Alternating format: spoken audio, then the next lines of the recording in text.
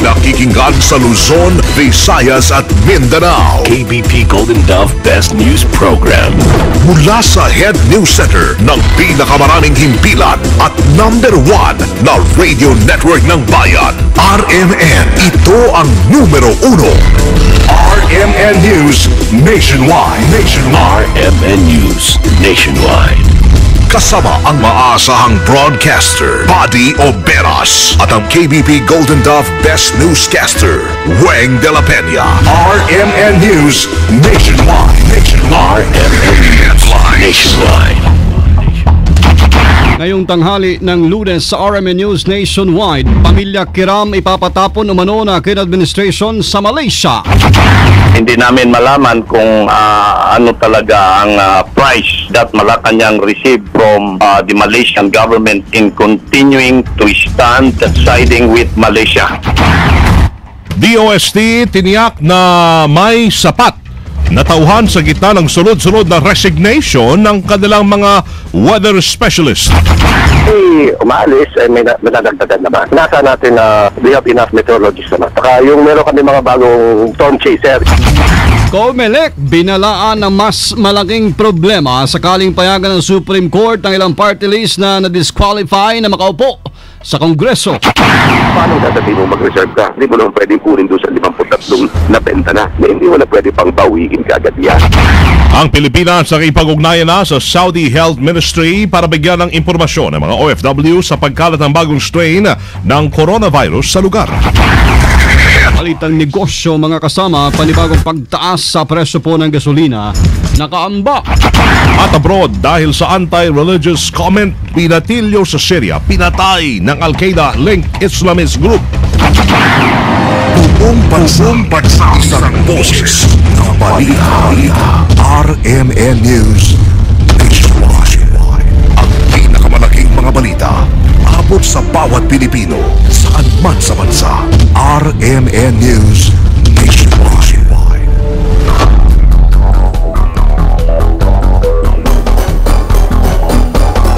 Mabuhay Pilipinas, tanghali po na Lunes, June 10, 2013. Ito ang RMN News Nationwide. Ako si Buddy Oberas. Ako naman si Weng de la Peña. Tayo po ay live na live sa DXRS 918 RMN Surigao, DYHB 747 RMN Bacolod, DYMA 783 RMN Masbate at sa DYRI 774 RMN Iloilo. Live din tayo mga kasama international by www.rmnews.com at WRMN New York, USA. At sa lahat po natin mga #1 AM station sa buong bayan. Mga kasama, binunyag ng Pamilya Kiram na nakatakda silang ipatapon sa Malaysia ni Pangulong Noynoy Aquino matapos silang ibenta sa gobyerno ng Malaysia.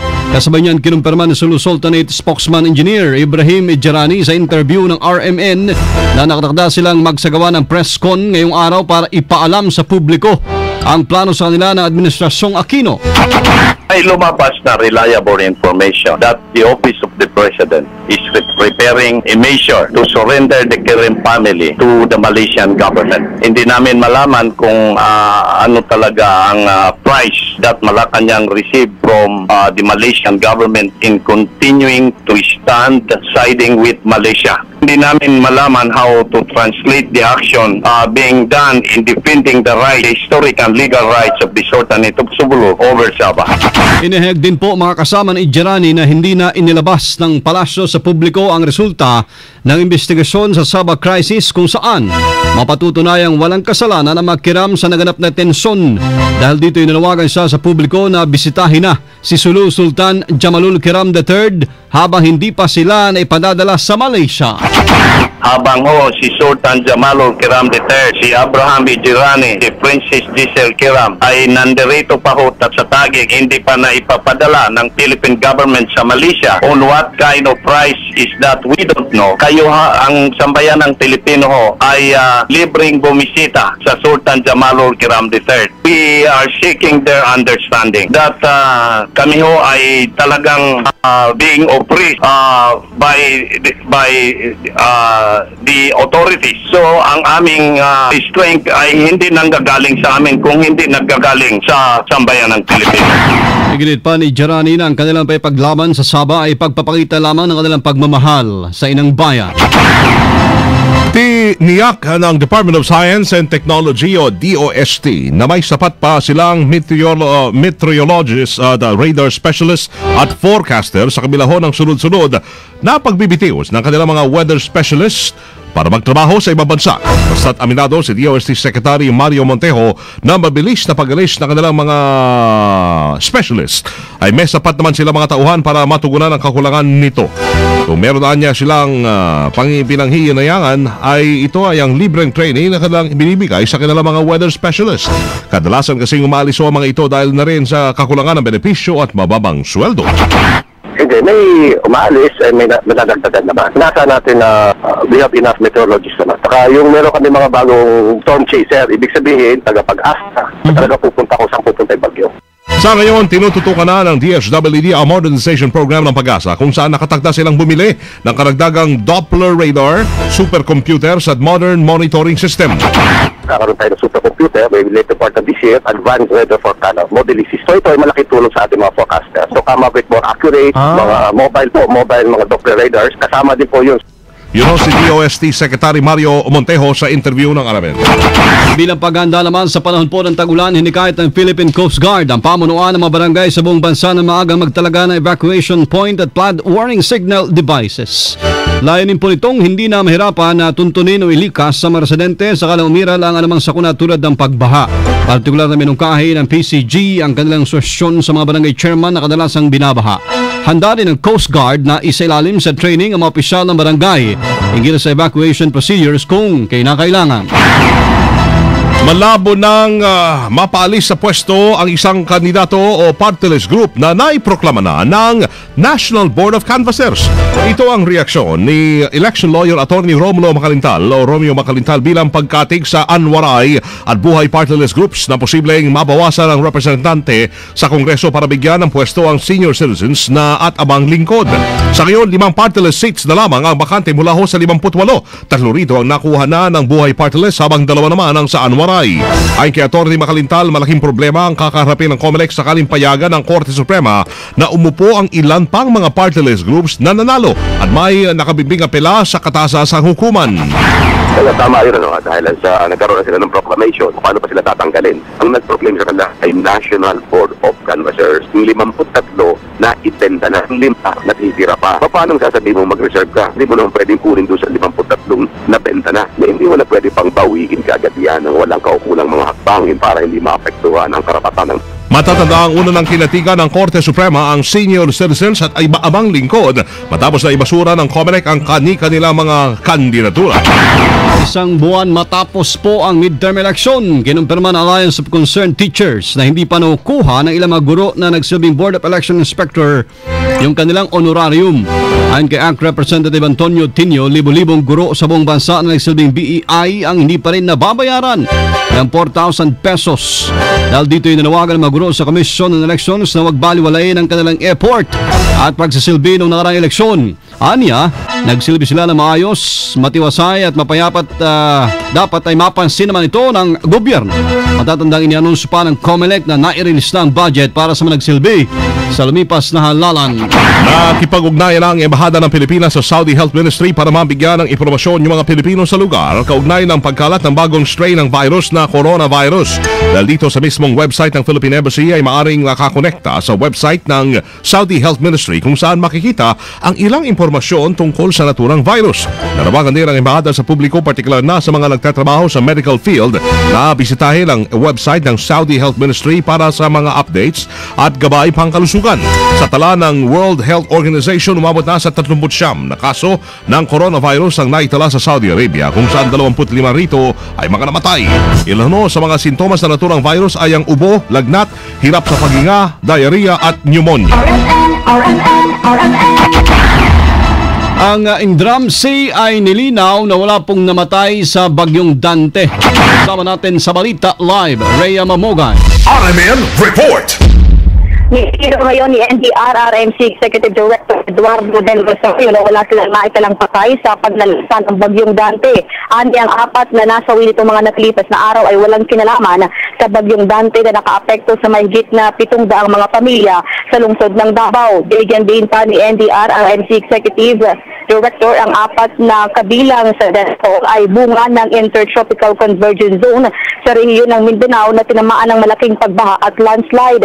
Samantala sa ngayon 2 katawang patuloy pa ring nawawala dahil sa mga ng panahon base yan sa monitoring ng NDRRMC. Kaninang madaling araw, huling namataan ang bagyong Dante sa layong 1,030 kilometers sa hilagang silangan ng Basco, Batanes. Kasama mo sa NDRRMC Headquarters, Rhea Mamogay, Tata RMN. Radyo mo nationwide. Senate o dating Senate President Juan Ponce Enrile pinayuang wag masyadong magagalit. Kasama natin sa Balita Live si Grace Mariano. RMN Report.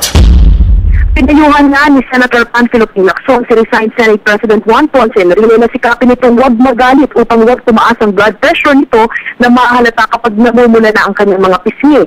Ayon kay Lacson, delikado sa edad ni Enrile kung tataas ang BP nito. Matatandaan pa ni Lacson ang dalawang sitwasyon kung saan tumaas na husto ang blood pressure ni Enrile. Una ay noong mag-walk out si dating Chief Justice Renato Corona sa impeachment trial at pangalawa ay noong nagkasagutan sila ni Senator Alan Peter Cayetano sa plenaryo. Ang sabi pa ni Lacson, 3 taon pa ang natitira sa termino ni Enrile bilang senador at kahit bumaba na siya bilang Pangulo ng Senado, hindi naman matitigil ang kanyang mga kritiko kaya mainam na sikapin nitong kontrolin ang kanyang temper o kaya emosyon. Narito ang pahayag ni Senator Ping Lacson. Yung blood pressure, nakakaalala din. Kasi talagang parang, alam mo, hirap yun eh. Yung blood pressure eh. Yan yung lang bilin ko sa kanya, sabi ko, siyempre sila ko pa rin, kasi nasa may kung hilit ang ulo, kung siyempre may hilit ang ulo, kasi ito makapirong case. Yan po ang tinig ni Senator Panfilo P. Lacson. Sama mo sa Senado, Grace Mariano, Tata RMN. Radyo mo nationwide. RMN News Negosyo. Muling nakaambang tumaas makasama ang presyo po ng gasolina ng mga araw ngayong linggo. Posibleng tumaas ng 40 sentimos hanggang 60 centavos. Ang presyo ng kada litro ng gasolina kasunod na rin ng pag-akyat ng presyo ng crude sa world market. Ngayon pa man, posible naman bumaba ang presyo ng diesel, subalit wala pa itong 5 centavos kada litro. Ngayon man ay muli po iginit ng Alliance of Concerned Transport Organization o yung ACTO ang 2 pesos na dagdag pasahe sa mga pampaserong jeep. Ayon kay Efren De Luna ng grupo, dapat ay may standard na sinusunod sa pagtataas at pagbabawas ng presyo ng petrolyo, gayon din ang singil sa pamasahe. Kung may 5 pisong pagtataas umano sa presyo kada litro ng petrolyo, automatiko ng 50 sentimos na dagdag sa singil sa pasahe. At gayon din ang kapag ka may rollback, automatic rin daw ang 50 sentimos na fare rollback. Porsigido naman ang grupo na may pagpulong sa Department of Energy matapos ang ulat na maaari pang magtuloy-tuloy ang pagtataas muli ng presyo ng diesel. RMN News Abroad. Pinatay ng Al-Qaeda Link Islamist Group ang isang binatilyo dahil sa anti-religious comment nito sa Aleppo sa Syria. Ayon sa Syrian Observatory for Human Rights, pinarusahan ang binatang si Muhammad Kata'a, 15 anyos, matapos nitong sabihin na kahit bumaba pa sa langit ang propetang si Muhammad ay hindi siya maniniwala rito. Binaril sa mukha at leeg si Kata'a sa mismong harapan ng kanyang mga magulang. May mga bayad din umano ng latigo ang katawan ng biktima. Ang mga sospek ay kasapi umano ng militanteng grupo na Islamic State of Iraq and Syria. RMN News Panahon. Hindi pa man tuluyan po nakakalabas ang Philippine Area of Responsibility and Tropical Storm Dante, isa na namang low pressure area na mataan sa bahagi ng Southern Luzon. Ayon sa Pag-asa ho, ang nasabing low pressure area ay merong 50% na maging tropical cyclone sa mga susunod na araw. At ito po ay tatawaging bagyong Emong. Samantala, napanatili ng bagyong Dante ang lakas niya na huling namataan ngayong tanghali sa layong 1,080 kilometers sa timog silangan ng Basco, Batanes. Taglay pa rin dito ang maximum sustained winds, 75 kilometers per hour. Malapit sa gitna at may pagbugsong umabot sa 90 kilometers per hour. Tinatahak po nito ang pangkalatang direksyon na patungong hilaga-hilagang silangan o yung Japan area sa bilis sa 15 km per hour. Patuloy po na pinaigting ng bagyong Dante ang epekto ng habagat na siyang magpapaulan sa ilang bahagi ng western section ng Luzon, partikular ang Region 4B, Bicol at Western Visayas. Habang ang Metro Manila ay tuloy pa rin naman makakaranas na mamanaanak ang pagulan o paggulog at pagkidlat. Live na live, mga kasama, mula po sa inyong RMN News Center sa Makati City, Metro Manila, Philippines. Inyong narinig ang numero 1 RMN News Nationwide ngayong Lunes, June 10, 2013. At sa mga taga Iloilo, abangan susunod na yan, Idol na Bayan, Ronel Sorbito sa Targetan ay sa Udto sa DYRI 774. Panoorin po, mga kasama, aming naging pagbabalita ng alas 12 ng tanghali. YouTube, i-type lamang ang RMN News Nationwide. Sama nyo sa serbisyo publiko, ako si Buddy Uberas. At Weng de la Peña. Dito pa rin sa tahanan na may pinakamaraming number 1 sa 2013, pinakamaraming himpilan sa 2013. RMN, radyo mo nationwide. 60 years ng maasang public service nationwide. Ang pinakamalaking mga balita, abot sa bawat Pilipino, saan man sa bansa. RMN News Nationwide. Alas 12:16.